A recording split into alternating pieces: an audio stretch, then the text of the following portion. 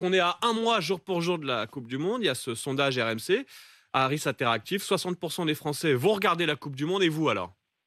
Bah écoutez, moi je vais regarder cette Coupe du Monde et j'aimerais que tous nos compatriotes français soutiennent l'équipe de France et qu'on arrête de faire toutes ces polémiques sur le Qatar, sur ceci, sur cela, parce qu'on sait bien tous au fond de nous que c'est le Qatar qui tient l'économie de nombreux clubs français.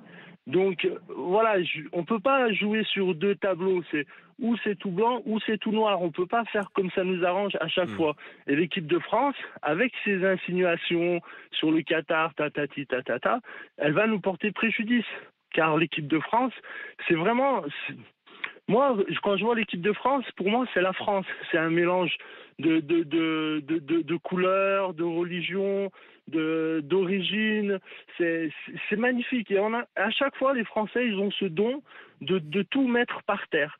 Par, je sais pas, moi je veux ci, moi je veux ça. Non, c'est tous ensemble, on est tous ensemble. Le Qatar, il est pas plus idiot qu'un autre pays au niveau de l'écologie ou quoi que ce soit, parce qu'il nous montre des reportages qui font des trucs, des innovations, qu'il n'y a que là-bas qui pourrait se faire, parce qu'en France, on n'a même pas assez d'argent pour payer une infirmière Ouais, non, pour mais nos je l'entends, malades. Patrick. Donc, Pour vous, il ne faut pas chercher la petite bête, pas d'état d'âme, à fond derrière les Bleus, et donc pas question de boycotter cette Coupe du Monde. Bougez pas, Patrick, parce qu'il y a Ali aussi qui nous appelle du Loiret. Bonjour, Ali. Oui, bonjour. On- Écoutez, je suis estomaqué là par ce que j'entends là. Ah, Donc, on a le Qatar, un pays qui respecte pas les droits humains, qui aurait apparemment financé certains groupes terroristes. Et là, en France, on a une inflation galopante, des salaires qui n'augmentent pas, les droits au chômage qui sont rabotés, la retraite qui va être à vitam aeternam. En fait, moi je dis c'est l'adage qui était à Rome là pendant l'Antiquité là, du pain et des jeux. hmm. Voilà. Le citoyen, il va être rivé là pendant un mois sur des joueurs de foot là. Et vous, Et Ali, vous allez regarder ou pas, Ali? non, je ne regarderai pas du tout. Mais c'est pas la première fois. Hein. On aurait dû boycotter la Coupe du Monde en Russie, hein, qui avait déjà annexé quelques territoires. On aurait dû boycotter aussi la Chine avec les camps de concentration pour les yogourts. Là. Mais voilà, comme vous avez l'auditeur là juste avant là, tout ce qui compte, c'est taper dans un ballon, marquer des buts.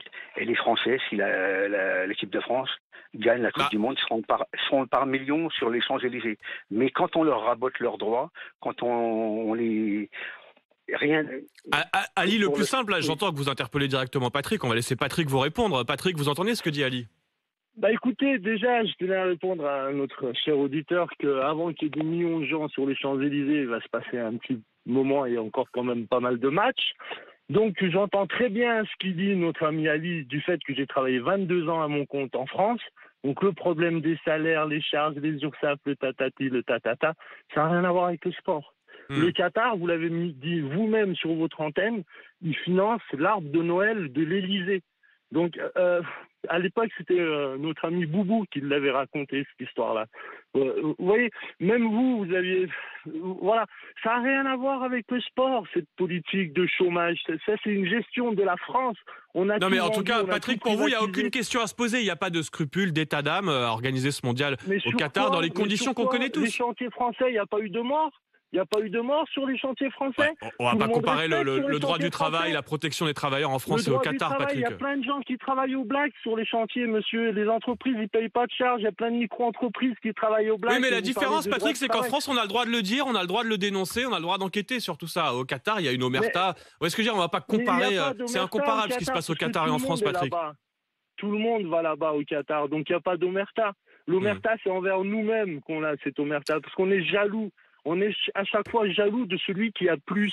Et c'est ça notre problème, en fait. Non, On mais devrait j'ai bien compris, Patrick. Pas d'état d'âme. Pour vous, il n'y a pas de question à se poser autour du Qatar, autour du plateau. Tout le monde va regarder à fond cette Coupe du Monde sans se poser de questions non plus. Emmanuel, Nicolas. Bah, moi, je trouve que c'est très bien qu'on ait tous ces débats avant, et je trouve qu'on Ouais. aura fait avancer beaucoup de débats. Je trouve que ça mériterait d'aller beaucoup plus loin sur le modèle du foot. Quand vous faites des matchs en permanence dans un stade, dans un autre, aller-retour, avec tous les avions, les trucs, il Hmm. y a peut-être un moment où on va s'interroger sur ce modèle. Mais je trouve qu'on a eu beaucoup de débats avant.